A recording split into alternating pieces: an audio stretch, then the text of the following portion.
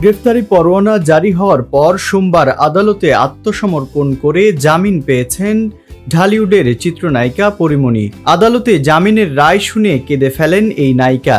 এদিকে বিগত কয়েকদিন ধরে পরীমণির পাশে নতুন করে এক তরুণকে দেখা যাচ্ছে।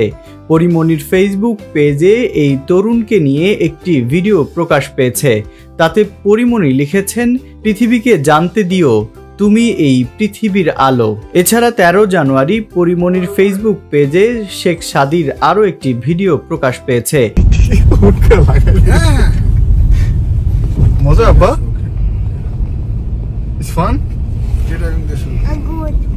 গত সোমবার পরীমণির সঙ্গে আদালতেও দেখা গিয়েছে এই তরুণকে।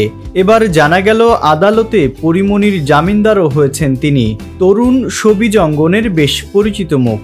তিনি সঙ্গীত শিল্পী শেখ সাদী খান। পরীর জামিনদার হওয়া তরুণকে নিয়ে শুরু হয়েছে চর্চা।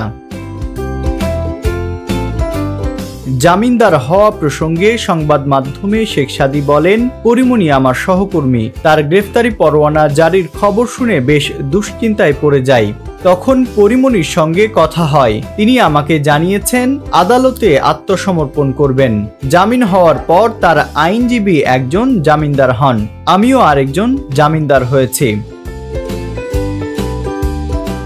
শেখ সাদী জানান, একই সঙ্গে দীর্ঘদিন কাজ করার কারণে পরীমণির সঙ্গে বেশ আগে থেকেই পরিচয় হয়েছিল। তখন থেকে পেশাগত বিষয় নিয়ে তার সঙ্গে নিয়মিত কথাবার্তা হয়। তরুণ গায়ক শেখ সাদীর বেশ কয়েকটি জনপ্রিয় গান রয়েছে। ইউটিউবে এসব গানের ভিউ কোটি পার হয়েছে। শেখ সাদীর জামিনদার হওয়া প্রসঙ্গে চিত্রনায়িকা পরীমণি গণমাধ্যমে বলেন, হঠাৎ করে আমি ভীষণ অসুস্থ হয়ে পড়েছিলাম বলে আদালতে যেতে পারিনি। যখন শুনলাম আমার বিরুদ্ধে গ্রেফতারি পরোয়ানা জারি হয়েছে, খবরটি যখন গণমাধ্যমে প্রকাশ পেয়েছে, তখন আমার শুভাকাঙ্ক্ষীরা আমার সঙ্গে যোগাযোগ করেন। এমন পরিস্থিতিতে আমার বন্ধু বান্ধবেরা আমার সাহস জুগিয়েছে। শেখ সাদীও আমার সহকর্মী। গতকাল আদালতে শুনানির সময় সে ছিল। জামিন পাওয়ার পর আইনজীবী জামিনদারের পাশাপাশি স্থানীয় একজন জামিনদারের প্রয়োজন হয়। শেখ সাদী তখন জামিননামায় স্বাক্ষর করেন। পরীমণির আইনজীবী নীলাঞ্জনা রিফাত সুরভি। শেখ সাদী ছাড়া পরীমণির আরেকজন জামিনদার তিনি।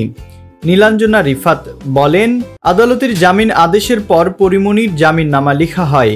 আমি জামিনদার হয়েছি। আরেকজন জামিনদার হয়েছেন শেখ সাদী। জামিননামাটি আদালতে জমা দিয়েছে। বিনোদন ডেস্ক, ভোরের পাতা।